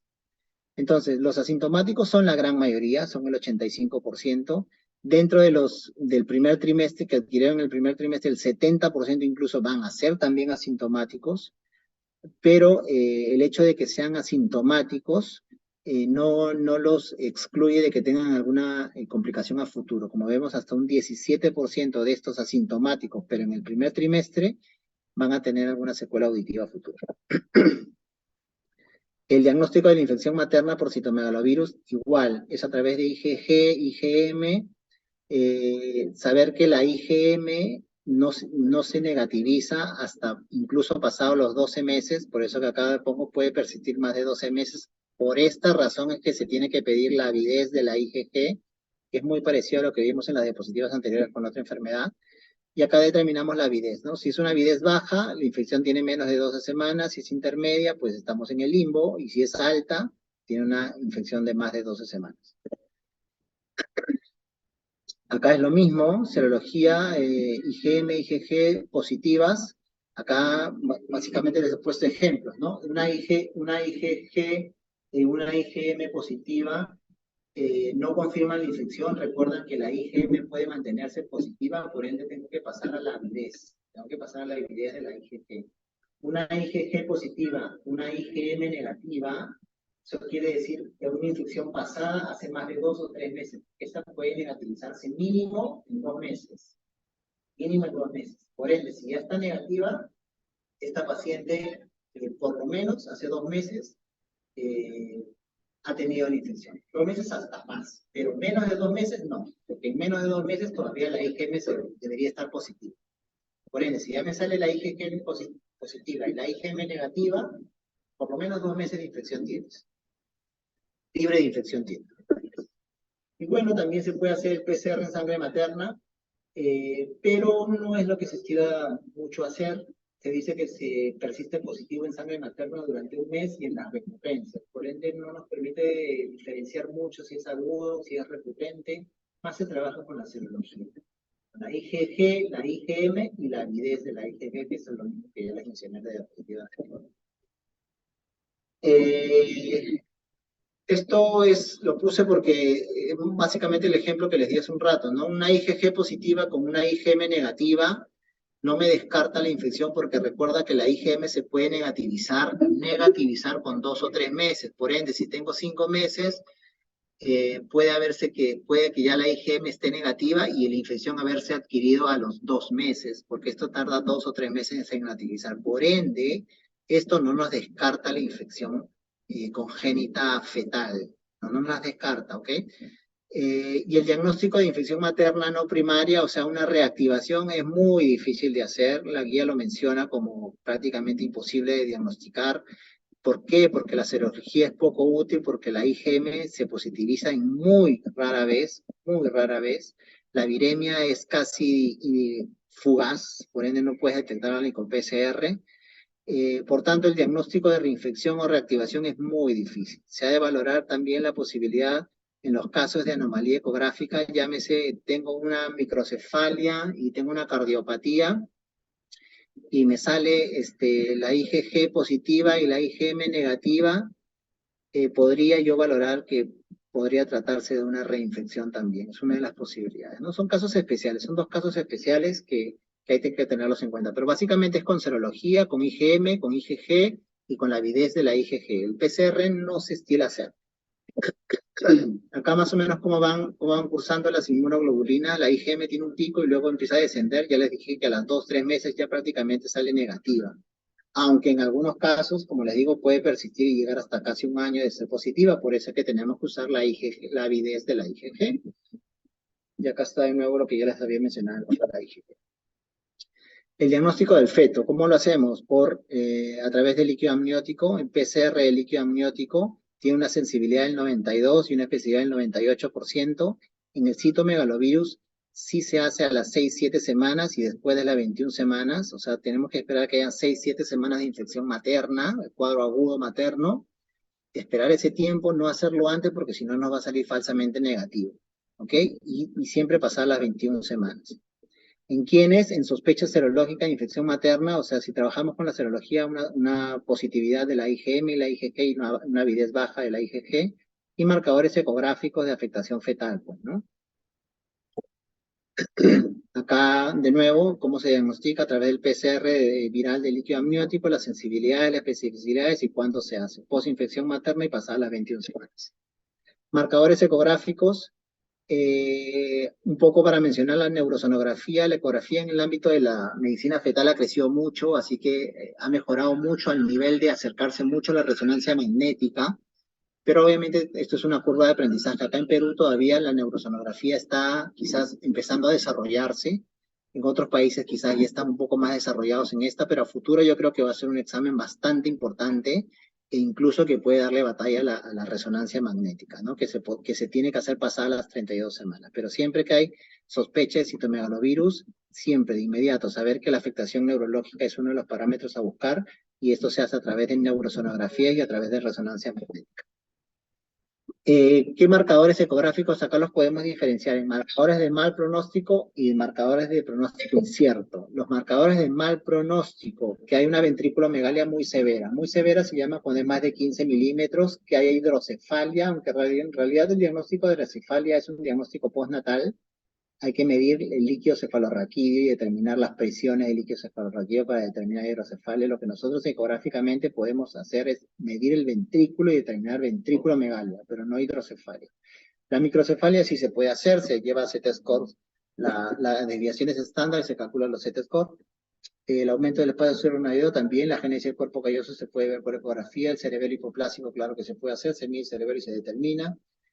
Lesiones destructivas como quistes por encefálicos, claro, imágenes anecoicas, hemorragias en el parénquima cerebral se pueden detectar fácilmente, los halos hiperecogénicos periventriculares que hablan de ventriculitis también. Muchos de estos signos ecográficos se pueden detectar por ecografía, así que una citomegalovirus o un citomegalovirus de mal pronóstico sería, para mí, fácilmente detectable. Marcadores ecográficos de afectación fetal de pronóstico incierto. O sea, aquí como que no sé si el pronóstico es bueno, como que no sé si el pronóstico es malo. Una ventriculomegalia leve. Leve es en realidad entre 10 y 12, moderada es 12 y 15. ¿Okay? Severa es más de 15. Entre leve y moderada es incierto, las calcificaciones aisladas. Es lo único que encuentro. Calcificaciones más, no encuentro nada más. Sinequias intraventriculares, o sea, que un ventrículo ecogénico, terroso, sucio, vasos hiperecogénicos, pequeños quistes parenquimatosos que podrían hablarnos de pequeñas microhemorragias, no hemorragias grandes como en el anterior. Y bueno, anomalías extras del sistema nervioso central, el RCU, la hiperacogenicidad del intestino, este es un signo que casi nunca es importancia, pero se asocia mucho a enfermedades que van dentro del TORCH. Hepatoesplenomegalia, ascitis hidrops, cardiomegalia, oligodramnios, placentamegalia y anemia fetal que se puede diagnosticar a través de la medición de la velocidad de pico sistólico, velocidad pico sistólico de la arteria cerebral media. Algunas lesiones que se podrían encontrar por citomegalovirus, dependen de la edad gestacional. Por ejemplo, en menos de 16 semanas, microcefalia, lisencefalia, agiria, hipoplasia cerebelosa, más de 24 semanas, quiste de plexo corrideo, hipercogenicidad periventricular, calcificaciones por encefalia, polimicrogiria. Cada cosa es distinta a otra. Los quistes siempre son consecuencia de hemorragia. La hiperacogenicidad son calcificaciones que están alrededor de los ventrículos o en el parénquima cerebral. La porencefalia es hemorragia, licuefacción del tejido cortical, del tejido del parénquima cerebral. La polimicrogiria son circunvoluciones que se han formado de nuevo, o sea, son circunvoluciones en toda la masa, en toda la parte cortical, de manera exagerada. Entonces acá están descritas algunas lesiones que podríamos encontrar en el sistema nervioso central desde el punto de vista ecográfico, ¿no? Para que tengan una idea, básicamente está la medición de las astas anteriores del ventrículo lateral, cómo se ven dilatadas. Este es un corte medio sagital donde se ve el ventrículo lateral también grande. Este es un corte axial donde se ve la asta posterior del ventrículo lateral, asta posterior del ventrículo lateral, asta anterior del ventrículo lateral, totalmente dilatada. La asta anterior del ventrículo lateral también grande, un corte coronal, como está acá y acá, ¿no?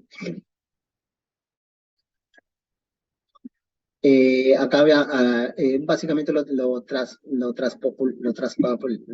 pasé a este cuadrito, el pronóstico incierto y el mal pronóstico para que lo interioricen, ¿no? Habíamos dicho que el pronóstico severo en cuanto a ventriculomegalia es cuando es severa, cuando el pronóstico es malo, mal pronóstico, halo hiperventricular, mal pronóstico, hipoplasia o cerebelo pequeño, mal pronóstico, agenesia o digenesia del cuerpo calloso, anomalías del desarrollo cortical, o sea, trastornos de migración, también es mal pronóstico, microcefalia, que es fácilmente detectable por ecografía, microencefalia, que es aumento del líquido cefalorraquídeo difícil por ecografía, las hemorragias es sencillamente fácil diagnosticar, ahí la encefalia es muy fácil, la esquizencefalia es como una involución de toda la corteza cerebral que llega a comunicarse, que lleva una comunicación entre el espacio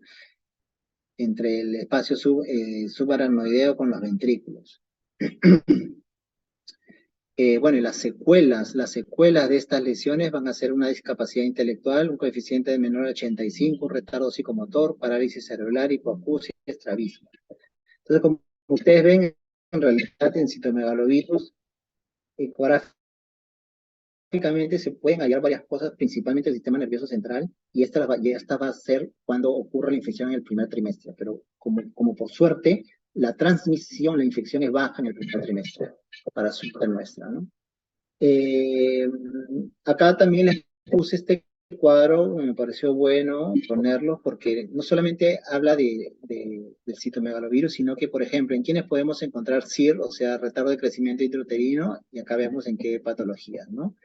En citomegalovirus, en rubiola, en varicela, en herpes, en toxoplasma, en quienes podríamos encontrar oligodramnios, en quienes podríamos encontrar placentomegalia, hablan de todas las antorchas, miren, la anemia, en parvovirus B19, acuérdense, parvovirus B19 con anemia fetal y citomegalovirus en menor medida, pero siempre que hay anemia fetal, determinada a través de la medición pico de la arteria cerebral media, pensar en parvovirus B19.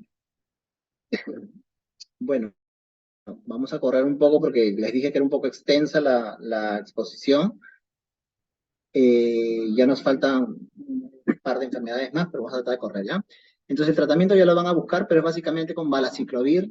Con valaciclovir, cuando tenemos la sospecha de infección, el tratamiento es con valaciclovir. El tratamiento para la prevención vertical también es con valaciclovir. Esta es la dosis de presentación, cómo se da. A quienes se da, acá lo dicen, lo leen con calma.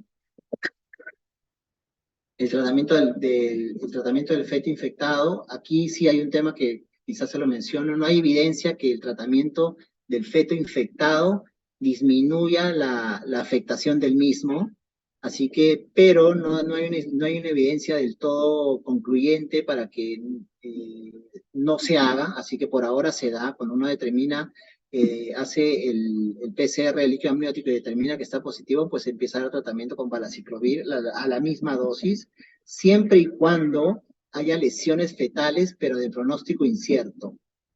Recuerdan que les dije que hay lesiones de pronóstico incierto y lesiones de mal pronóstico. Cuando son de pronóstico incierto o no hay lesiones, pues está indicado el tratamiento con valaciclovir.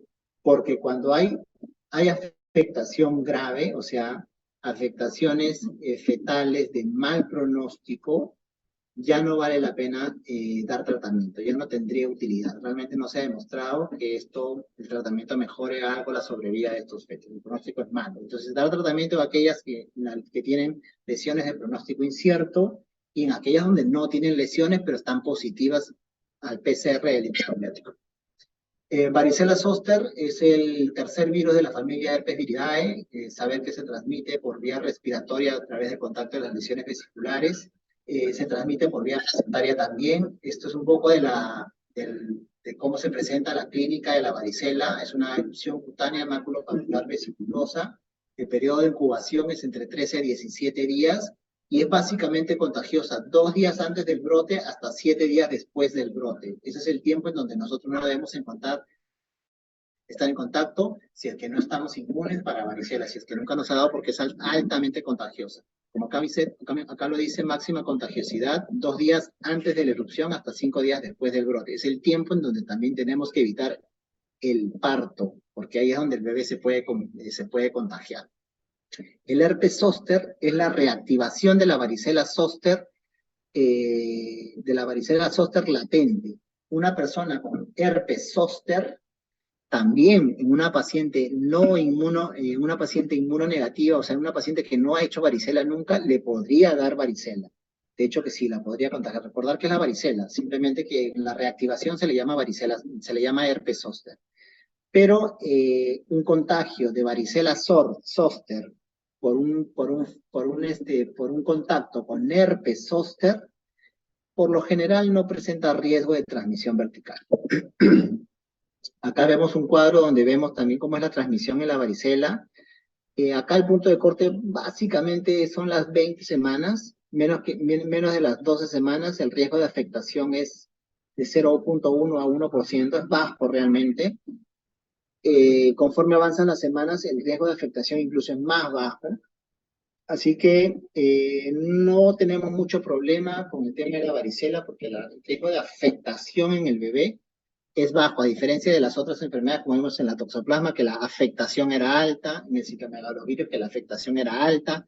Aquí en la varicela, en realidad, la afectación es baja y se mantiene casi constante. Si ustedes ven menos de 12, 0.5 a 1, 12, 20 a 1.52, de 21 a 24, 0.5 y más de 24 excepcional, ¿no? ¿Qué producen el feto? Aceleraciones cutáneas, músculo esqueléticas, miembros cortos o malrotados, microftalmia, corioretinitis, catarata, un signo bastante común en todas estas enfermedades. Puede producir también otras anomalías graves, menos específicas, como el RCU y defecto del sistema nervioso central, pero no es lo más típico. Diagnóstico de infección materna a través de las vesículas, el PCR de las vesículas, preferentemente en la base de las vesículas con el líquido. También se puede hacer con serología, pero en realidad no es lo que se estila, es más con el PCR de las vesículas. Saber que estas no se positivizan a 3 a 5 días después de la erupción del exantema, la IgG va a persistir toda la vida y la IgM desaparece en los 2-3 meses, como suele ser en todas las enfermedades. Infección fetal igual, amniocentesis, DNA viral, PCR, se realiza 5 o 6 semanas y a partir de las 18 semanas, 5 o 6 semanas después de la infección materna, habría que valorar si vale la pena hacerlo o no, con la pobre afectación que hay casi en todos los trimestres, ¿ya? Pero más aún si esta afectación ocurre dice, valorar la amniocentesis si la varicela materna fue antes de las 24 semanas. O sea, podría ser porque hemos visto que hay hasta 1, 0.5 de afectación fetal, entonces podría ser que la hagamos, pero si ya tenemos en el segundo 24, 28, 30, pues ya no tiene sentido ni locos no hacerlo, ¿no? Entonces, valorarla en aquellas que tienen menos de 24 semanas. Más allá no. Igual, con menos de 24 semanas, el riesgo de afectación es bastante bajo. ¿Qué podríamos encontrar como marcador? Igual, miren, calcificaciones, microcefalia, hidrocefalia, porencefalia, polimicrogiria, focos ecogénicos del sistema nervioso, o sea, calcificaciones, intestino hiperecogénico, RCU, polidráneos, placentomegalia, signos ecográficos bastante inespecíficos. ¿Qué hacemos en el manejo de la gestante? Acá hay un tema, no sé si en sus hospitales habrán tenido gestantes con varicela, pero es algo recurrente, frecuente, no es tan raro, les diría. Primero hay que aislarla porque saber que en el brote eruptivo estas pacientes son altamente contagiosas, hasta 7 días después del brote, así que hay que aislarla de todas maneras, colocar mascarilla, exploración clínica, extracción de sangre para la confirmación serológica, o sea, pedir IgG y IgM, y valorar la indicación de tratamiento con aciclovir o valaciclovir. Esto hay que valorarlo en el caso de que haya riesgo de que la paciente haga neumonía. Haga o tenga neumonía. La principal complicación de la varicela es la neumonía, así que si en caso hubiera neumonía, pues hay que darle tratamiento, de hecho que sí. En todas las gestantes con varicela se indicará tratamiento sintomático y medidas higiénicas de las lesiones para la prevención de la sobreinfección. De hecho, casi siempre las complicaciones de la varicela, si no es la neumonía, son las infecciones en piel, producto de las lesiones infectadas por bacterias, por infecciones sobreagregadas. ¿Okay? Si no cumple criterios de ingreso, pues la paciente es dada de alta, no tiene ningún signo de alarma, no tiene ningún signo de neumonía, no tiene ningún tipo de distrés, no está, está totalmente compensada solo las lesiones, pues a casa y en aislamiento, básicamente, hasta que pasen más o menos 7 días después del brote, donde deja de ser contagiosa, ¿no? Varicela materna en el momento del parto y neonatal. Aquí viene el problema. Si ya estoy en la fecha probable de parto, lo ideal es que no nazca ese bebé si estoy con el brote agudo de varicela, porque el bebé se va a contaminar, se va a infectar. Entonces, la transmisión vertical es extremadamente alta y el recién nacido todavía no tiene anticuerpos, así que puede hacer un cuadro severo de infección, incluso hacer una sepsis el bebé. Así que lo ideal es tratar de frenar el parto por lo menos 7 días donde la mamá es contagiosa. ¿Cómo? Bueno, usando tratamiento tocolítico, incluso podíamos dar tratamiento con aciclovir siempre y cuando la paciente tenga factores de riesgo para hacer neumonía, por ejemplo, sea obesa, sea asmática, esté con cierta taquipnia, la paciente tenga antecedentes, tenga EPOC, ECPIT, alguna cardiopatía, algo que nos haga pensar de que esta paciente podría tener algún riesgo de hacer neumonía, pues podríamos darle tratamiento con aciclovir. Pero básicamente una paciente que entra en trabajo de parto o que está a punto de entrar en trabajo de parto es tocolizar, frenar el parto por lo menos 7 días, que es lo que va a evitar el contagio al bebé. En el caso, la lactancia materna no está contraindicada. Si es que se diera el parto, pues el bebé tampoco, el bebé hay que aislarlo de los demás bebés, pero no de la mamá.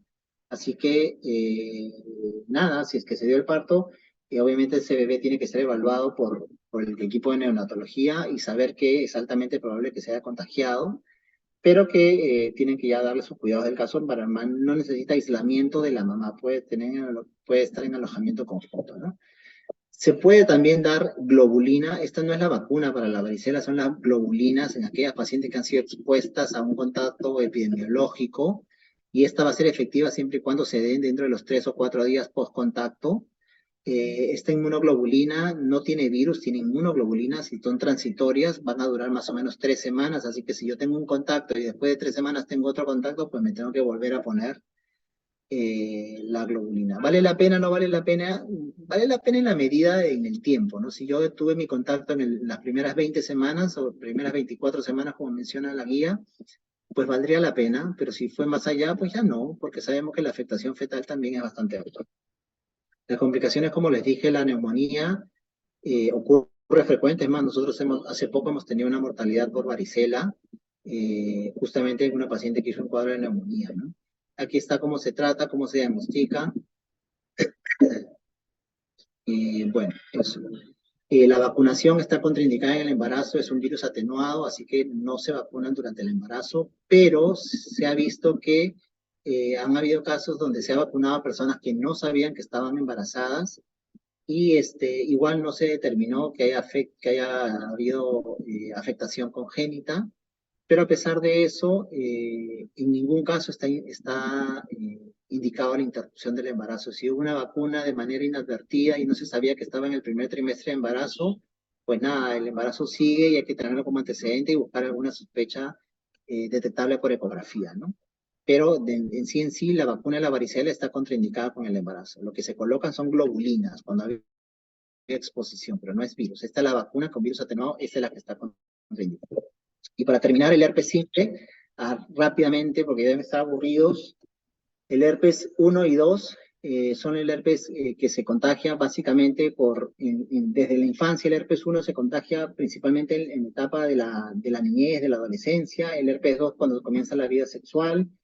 Tiene un periodo de incubación que va entre los 2 a 12 días. El 90% es asintomático, hacen una gingivoestomatitis con el herpes 1, y un 10% un herpes labial.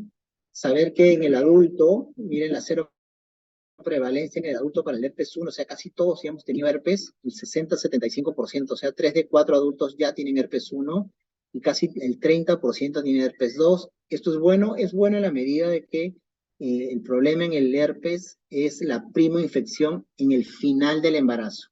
Aquí en el herpes es en el final del embarazo. No me importa mucho al comienzo, porque al comienzo la transmisión congénita transplacentaria es rarísima, es extremadamente baja, por ende no genera problemas, pero sí podría generar problemas si es que yo hago dar parto a una paciente con lesiones primarias, ahí sí, ¿ok?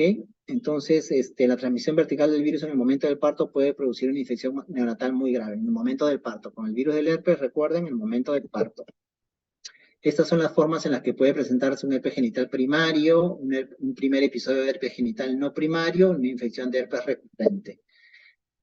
Puede llegar a ser una infección perinatal, sí, pero un 5% de las infecciones neonatales son por herpes, o sea, es baja, y una transmisión intrauterina extremadamente infrecuente y solo produce en menos del 5%, así que no es mucho realmente la preocupación en el bebé en etapa intraútero. Se puede diseminar vía hematógena y a través de la ruptura de las membranas al momento del parto. Ahí sí, el momento del parto es el problema.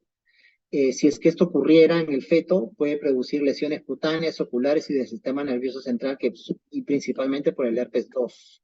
Por el herpes 2 que tiene cierta afectación del sistema nervioso central, pero como le digo, es rarísimo. Los marcadores ecográficos muy parecidos a los demás.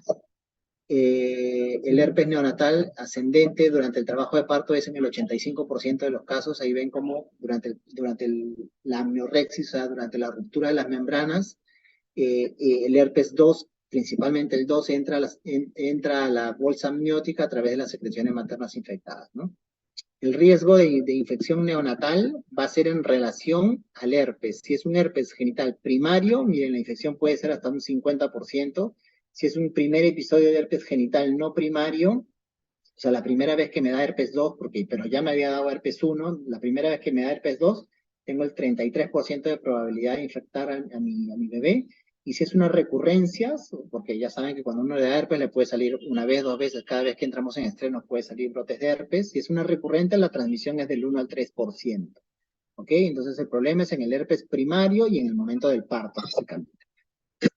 Diagnóstico materno a través del PCR, básicamente del líquido de la base de las vesículas, podríamos llegar al diagnóstico. La sensibilidad del cultivo es más alto para las lesiones primarias. Las lesiones en fase costrosa tienen una sensibilidad más baja y la mucosa a través de hisopados también mucho más baja. Entonces, principalmente con las lesiones activas y primarias, ¿no? Las técnicas de PCR tienen una sensibilidad que va mayor al 90%. El diagnóstico serológico con inmunoglobulinas no se estila hacer porque en el 70-80% de las pacientes son positivos, así que no nos da mucha información, no está validada para hacerse, así que no es algo que se haga de manera rutinaria. La detección en líquido amniótico tiene una sensibilidad y especificidad elevadas para el diagnóstico de infección congénita por 1 y por 2. Forma parte del estudio en líquido amniótico siempre y cuando existan anomalías ecográficas, igual, ¿no? O sea, ok, yo sé que el herpes congénito es rarísimo, ocurre en menos del 5%. El doctor me explicó que el problema con el herpes era en el momento del parto, que había una infección neonatal seria, pero en el momento del parto, más no en el comienzo. Pero tengo hallazgos ecográficos sospechosos. Podría sopesarse la opción de hacer una amniocentesis para hacer una prueba de PCR, ¿no? El diagnóstico fetal dice gestante con sospecha de prima infección, recuerden siempre prima infección, las infecciones secundarias, no primarias y las recurrentes tienen una transmisión extremadamente baja, como en todas las enfermedades, y estas en el primer y segundo trimestre no tienen indicación de amniocentesis para estudio de ADN, no tienen indicación por la baja probabilidad de afectación en el feto, pero se puede individualizar, como les digo, ¿no? Se puede individualizar. Obviamente hago un análisis global de la paciente, veo si realmente tiene signos ecográficos de sospecha o que la paciente ha hecho un cuadro de viremia, ella no tiene anticuerpos. Bueno, y en caso decida yo hacerlo porque tengo básicamente algún hallazgo ecográfico que me diga que la paciente puede haber sido o tenga algún signo de sospecha, porque no solamente le voy a hacer amnio para hacer PCR, recuerden que la microcefalia, las afecciones oculares, la ventriculomegalia, o sea, cualquier hallazgo, calcificación, cualquier hallazgo que encuentre yo a nivel ecográfico, yo no solamente le voy a hacer el PCR para herpes, sino que lo vas a hacer el PCR pues, para casi todo el TORCH, ¿no? Entonces, pero específicamente hacerlo para el herpes, habría que tomarlo con pinzas. No se estila y no es algo que se recomiende hacer así tan a la ligera, ¿no? En el momento, obviamente, si tengo un brote agudo de herpes, pues la realización de la cesárea es lo ideal. Tengo herpes, cesárea de inmediato, sobre todo en las lesiones primarias. Más aún si, señora, es tu primera lesión, nunca te había salido antes. No, doctora, es mi primera lesión, nunca me ha salido antes y tengo todo el herpes y se van contracciones, estoy dilatando. Ok, membranas están íntegras, cesárea. ¿Ya? Bueno, también se puede dar tratamiento, ¿ah? También se puede dar tratamiento para disminuir la excreción viral con aciclovir y valaciclovir en gestantes determinadas. Esta es la forma en la que se da el tratamiento para herpes cuando hay preinfección. Esto es cuando yo quiero disminuir la probabilidad de infección en este bebé, en el brote agudo. Puede ser con aciclovir, con valaciclovir. En la prima infección sí o sí da 7 a 10 días. En la recurrencia hemos visto que la infección del bebé es baja, pero bueno, se deja a criterio médico y se da entre 3 a 5 días. Si yo quiero dar una pauta supresora porque sé que esta paciente ya tiene más de 36 semanas y está con el brote de herpes y yo sé que me va a dar a luz porque el trabajo de parto no lo puedo detener, pues le doy tratamiento tanto en la prima infección como en la recurrencia, ¿ok? Entonces, en el brote agudo, si es prima infección, doy tratamiento. Si es recurrencia, no necesariamente. Pero si yo quiero suprimir para que haya menos excreción del virus en el canal del parto, en la prima infección dar sí o sí. Y en la recurrencia también, a pesar de que la probabilidad de contagio sea baja, ¿no? Bien, en la prima infección el riesgo de transmisión vertical, 40-50%, en la recurrencia 1 a 3%. Cesáreas, si la infección en el momento del parto, si hay infección en el momento del parto, o sea, vesículas en el momento del parto, o 6 semanas previas, o en las 6 semanas previas, cesárea. Y en la recurrencia, si el brote ocurre en el momento del parto. ¿Ok? Entonces, en resumen, la cesárea es una de las opciones principales en el herpes, tanto en el brote de prima infección como en una recurrencia. Si dar o no dar tratamiento, se podría dar. No se estila realmente. Yo he visto varios pacientes con herpes que les hemos hecho cesárea por herpes, pero no hemos caído en dar tratamiento con aciclovir o valaciclovir realmente, para serles honesto. Pero la guía recomienda que sí se podría dar en la prima infección por 7 días y en las recurrencias de 3 a 5 días. Bueno, chicos, ¿están ahí? Sí, doctor. Sí, Bueno, doctor. como ustedes ven, hay bastante información. Es un poco pesada el tema. Lo que sí les voy a recomendar es que en su casa lean las diapositivas con calma. Quizás hay cosas que han quedado sueltas. Es más, no he puesto todas las patologías. De hecho, faltó hablar de parvovirus B19 y de sífilis, que son quizás importantes, pero eso hacía que el tema sea demasiado denso. He tratado de ponerlo más conciso y relevante de cada una de ellas. Léanlo con calma, resuelvan sus dudas, si las tienen aún, pues me pueden escribir, no hay ningún problema. Espero que pues hayan entendido lo máximo que puedan. Y si tienen alguna duda, pregunta, comentario, algo, me lo pueden hacer.